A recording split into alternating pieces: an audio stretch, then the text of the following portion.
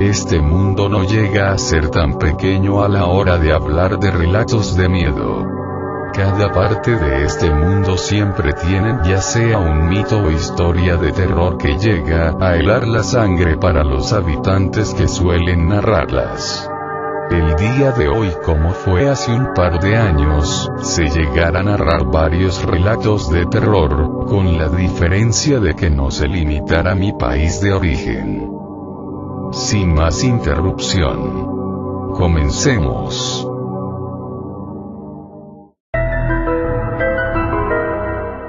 Desde hace unos años, un enigma que ya se hizo conocido a nivel mundial, estremece a los pobladores de la pequeña localidad de Firmat, en la provincia de Santa Fe, en el centro de Argentina. En una plaza barrial ubicada en el ingreso a la ciudad, hay juegos y apartadas 3 hamacas normales y corrientes, con cadenas y asientos de goma. Una de las hamacas se mueve aún cuando hay condiciones climáticas normales y no hay viento.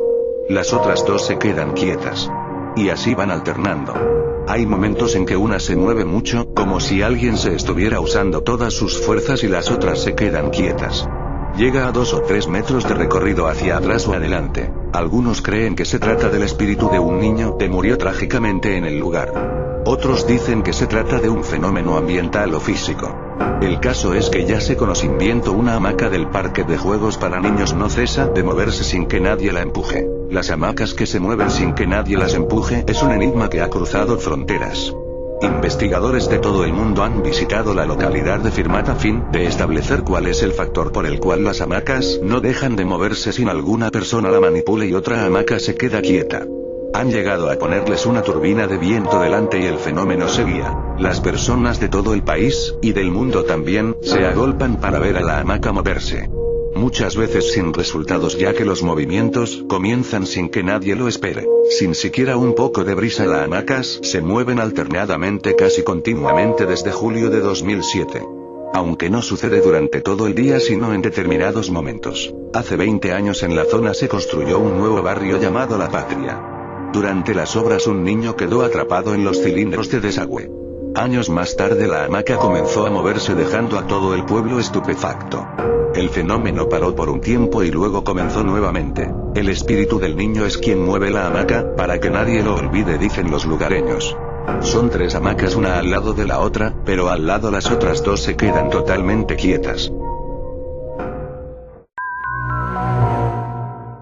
Se cuenta que en una terminal de autobuses ubicada a espaldas del Palacio Municipal, en Yucatán, una chica llevando como equipaje una caja y unas flores, solicita los servicios de una calesa, luego pide ser llevada a la colonia Rosario. Durante el tramo no mayor a 15 minutos, se muestra muy conversadora.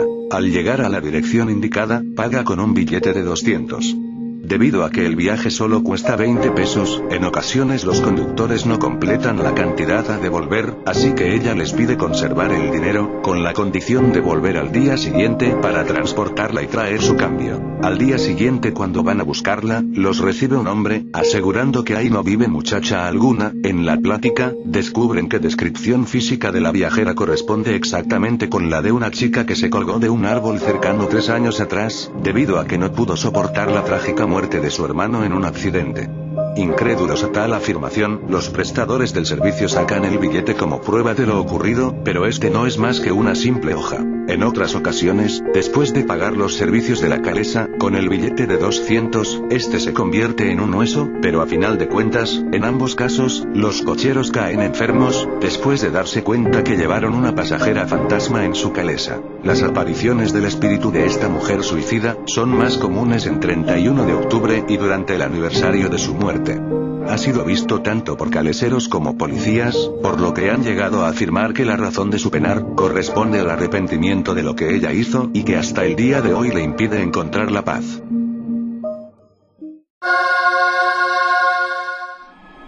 Los campesinos y leñadores que la han visto, dicen que es una señora corpulenta, elegante, vestida de hojas frescas y musgo verde, con un sombrero cubierto de hojas y plumas verdes. No se le puede apreciar el rostro porque el sombrero la opaca. Hay mucha gente que conoce sus gritos o bramidos en noches oscuras y de tempestad peligrosa. Vive en sitios enmarañados, con árboles frondosos, alejada del ruido de la civilización y en los bosques cálidos, con animales dañinos. Los campesinos cuentan que cuando la madre monte se baña en las cabeceras de los ríos, estos se enturbian y se desbordan, causan inundaciones, borrascas fuertes, que ocasionan daños espantosos. Castiga a los que invaden sus terrenos y pelean por linderos, a los perjuros, a los perversos, a los esposos infieles y a los vagabundos. Maldice con plagas los ganados de los propietarios, que usurpan terrenos ajenos o cortan los alambrados de los colindantes. A los que andan en malos pasos, les hace ver una montaña inasequible e impenetrable, o una maraña de juncos o de arbustos difíciles de dar paso, borrándoles el camino y sintiendo un mareo del que no se despiertan sino después de unas horas, convenciéndose de no haber sido más que una alucinación, una vez que el camino que han trasegado ha sido el mismo. Dicen que para librarse de las acometidas de la madre monte es conveniente ir fumando un tabaco o con un bejuco de adorte amarrado a la cintura. Es también conveniente llevar pepas de cabalonga en el bolsillo o una vara recién cortada de cordoncillo de Guayacán. Sirve asimismo, para el caso, portar escapularios y medallas benditas o ir rezando la oración de San Isidro Labrador, abogado de los montes y de los aserríos.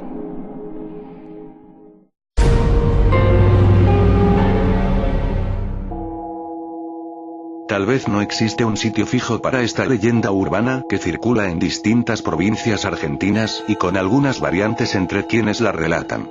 Se trata de un joven que concurre a una fiesta, baile o lugar de diversión nocturno.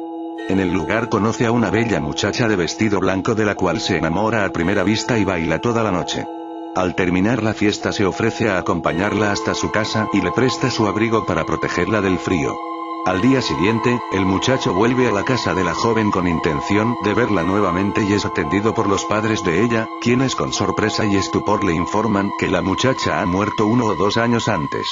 El enamorado no entra en razones, motivo por el cual los afligidos progenitores lo llevan hasta el cementerio con el propósito de que, al ver la tumba, el muchacho se convenza de la verdad de sus dichos.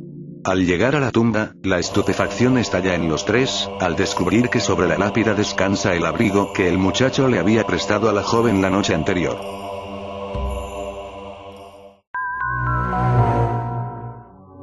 La leyenda del tuetué es una leyenda de origen mapuche, pueblo guerrero chileno. Esta criatura llamada tuetué, o también conocida como chochón, es un extraño y fantástico pájaro que no puede ser visto por todos, debido a sus poderes mágicos. Siempre sale por las noches y es muy rápido, lo escuchas en un sitio y luego aparece en otro. Es imposible de localizar.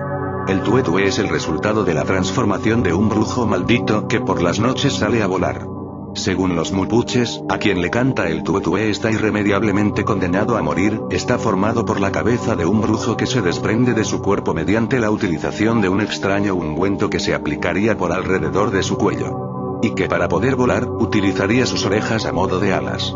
Este pájaro mitológico anuncia la muerte, pero únicamente a quienes pueden oírlo, es decir que quien oye su fúnebre canto está muy cerca a la muerte. Se cree que cuando se le oye como un lamento, anuncia la muerte de un adulto, en cambio cuando se le escucha como reír, anuncia la muerte de un niño. Así es que si lo escuchas no te burles de él, ni trates de atacarlo tirando sal al fuego, para evitar el maleficio, pues una desgracia te podría ocurrir. Y menos aún se te ocurra invitarlo a tu casa, pues al otro día es posible que aparezca a cobrarte la invitación. La mayoría de las historias de tuetué provienen de los campesinos, quienes transmiten sus historias y los contactos presenciales que habrían tenido con este demoníaco personaje, siempre lo hacen por vía oral y de generación en generación.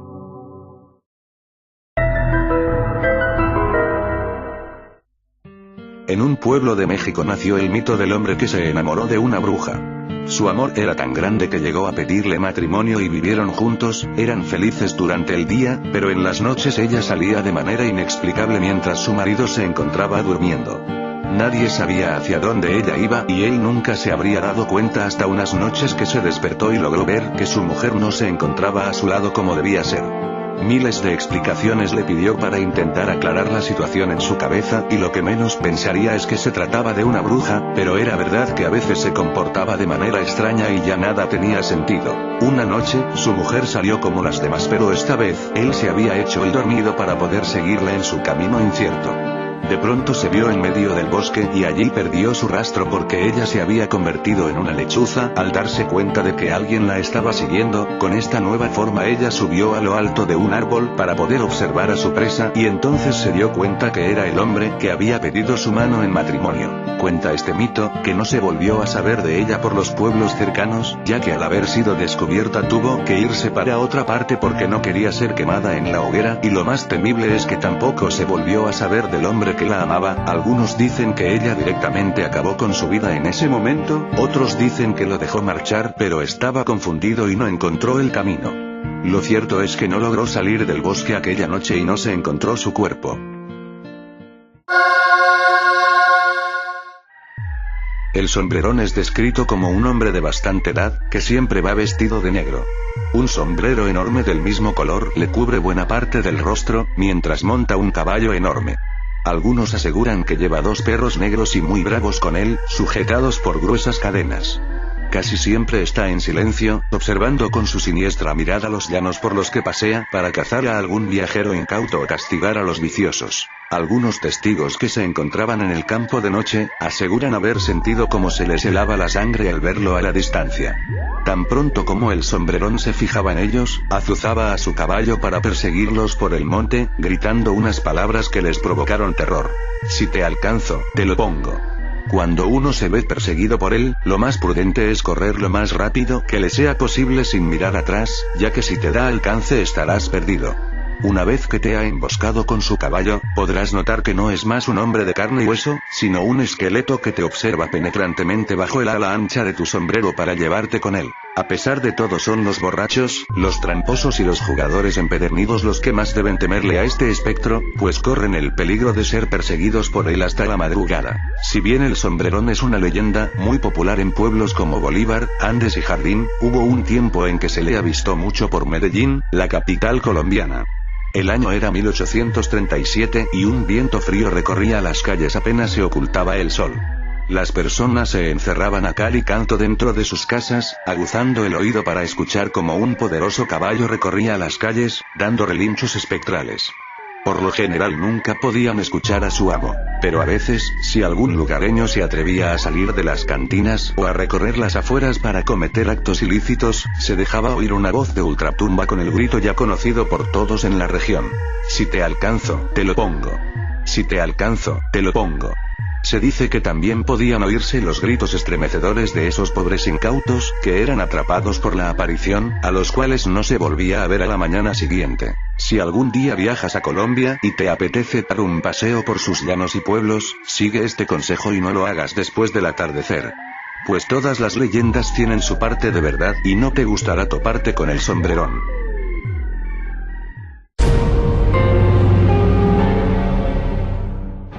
El caleuche es el buque fantasma que recorre los mares y aparece, con relativa frecuencia, en los canales chilotes.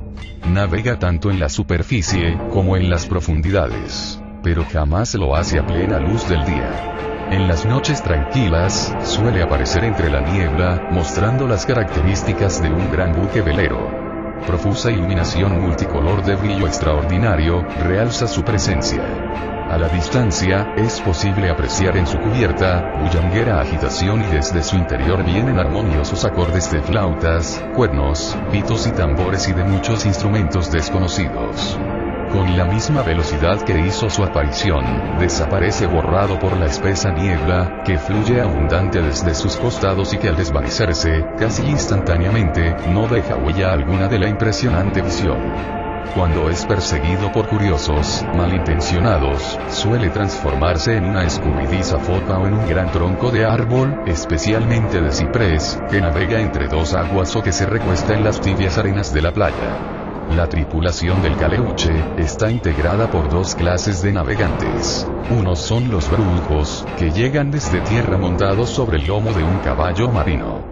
Los otros, son los náufragos, cuyos cadáveres trajo a bordo la Pincoya y que al instante mismo de poner pie en cubierta, retornan a la vida. Pero ahora, a una vida nueva de felicidad eterna. Estos dichosos marineros, a pesar de pertenecer al más allá, obtienen permiso de sus jefes una vez al año, para hacer breves visitas a sus familiares, que lloran su muerte, llevándoles consuelo y aún ayuda económica. Aunque, en algunas ocasiones, sus visitas se ven frustradas y no vuelven a repetirlas jamás. Esto suele ocurrir a los difuntos maridos, que regresan a calmar las angustias de las inconsolables viudas que dejaron tan solas, pero que se encuentran muy dichosas, en los brazos de otros hombres. Cada cierto tiempo, la tripulación del Caleuche sale a tierra a divertirse, en casa de gente amiga o de algún individuo, a quien se le ha impuesto la obligación de festejarlos, con sus propios recursos, como castigo, por haber cometido un acto calificado por ellos delictuoso. Es lo que le ocurrió a un tal José Bala, habitante de la localidad de Coñat, quien en una oportunidad, usó explosivos para pescar en el mar. Por este hecho, debió festejar hasta el fin de sus días a los navegantes del Caleuche. Estos enormes gastos extraordinarios, ocasionaron al infortunado Bala, gran pobreza. Una vez terminada la fiesta terrestre, siempre abundante en libaciones y comidas y antes del amanecer, regresan los alegres caluchanos, a su barco invisible y elevan anclas, produciendo sonoro ruido de cadenas, que siempre es oído por varios vecinos, quienes saben que provienen del buque de arte, que acostumbra fondear, frente a la casa de fulano ya está amistad o enemistad, se debe la prosperidad o la miseria económica del vecino en cuestión. El Caleuche tiene como misión muy especial, recorrer todos los mares y es natural, que no escape a los mandatos del Millalobo, dueño y señor de ellos. El objetivo de estos viajes, consiste en conocer el estado en que se encuentran los seres que en ellos habitan, marcar los animales de nueva generación y protegerlos en su desarrollo. Que esta inspección es severa, se refleja en el caso ocurrido a Pancho Calhuante, de la aldea de Matao. Una noche, mientras se encontraba pescando en las cercanías de un roquerío, divisó a una loba que amamantaba a su pequeñuelo. Se acercó sigiloso y con un remo, golpeó brutalmente a ambos, dando muerte al lobesco, que llevó a su casa para aprovechar el aceite. Frente a la puerta de esa casa y a cierta distancia en el mar, la loba lloraba la pérdida de su hijo.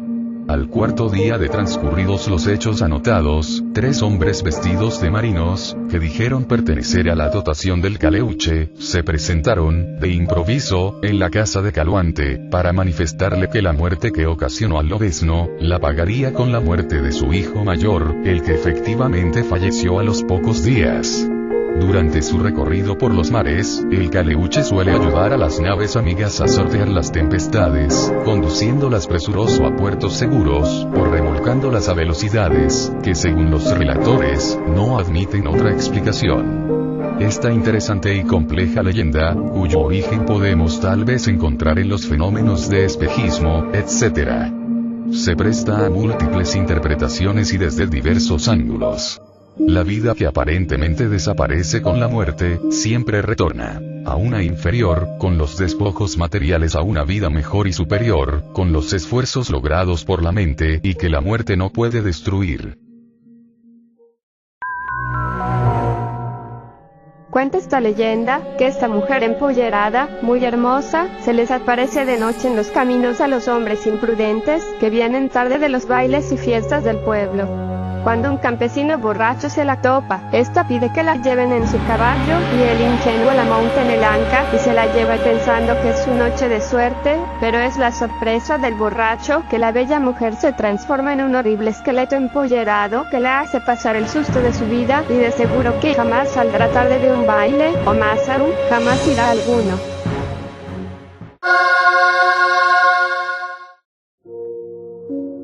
El ánima sola tiene como finalidad el hacer daño por efecto psíquico u otros medios de manipulación de terceros. El ánima sola se presenta en forma de mujer de largos cabellos y atractivo rostro y tiene la finalidad de cobrar las velas de las ánimas benditas, pues en estos pueblos la gente acostumbra a pedir favores a las ánimas y estas casi siempre le conceden los favores a cambio de que se tengan prendidas cierta cantidad de velas durante un tiempo antes prometido. De no cumplirse con esta contraprestación de los devotos, hace su entrada el ánima sola, para recordar la deuda de una manera tenebrosa. En Guatiré, sector Las Flores del Ingenio, se cuenta que una señora devota de las ánimas, en una ocasión olvidó prender la prometida vela a pago de favores de estas. Esa noche tocaron a su puerta y resultó ser una amiga de la cual tenía tiempo no veía. Para su desdicha e ingenuidad la invitó a pasar. Al momento y una vez dentro la visita, se convirtió en un celaje que recorrió, cual inmensa sombra negra, toda la sala, tomando a su víctima por los cabellos en repetidas ocasiones causándole grandes moretones. La señora aterrada se arrastró como pudo hasta el altar, y prendió temblorosa un cabito de vela a la vez que pedía perdón por el olvido. Al momento la gran sombra abandonó la casa, dejando privada a la olvidadiza señora, quien desde entonces prende a diario gran cantidad de velas, aunque no haya nunca más pedido un favor ni dejado pasar a su casa visita alguna.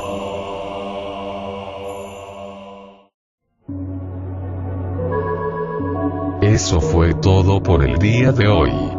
Me disculpo por no haber traído este especial el año pasado, estaba enfocado con el VLH. Pero ese tema ya quedó atrás. Sin más nada que decir, feliz Halloween. Koyi se despide, hasta luego.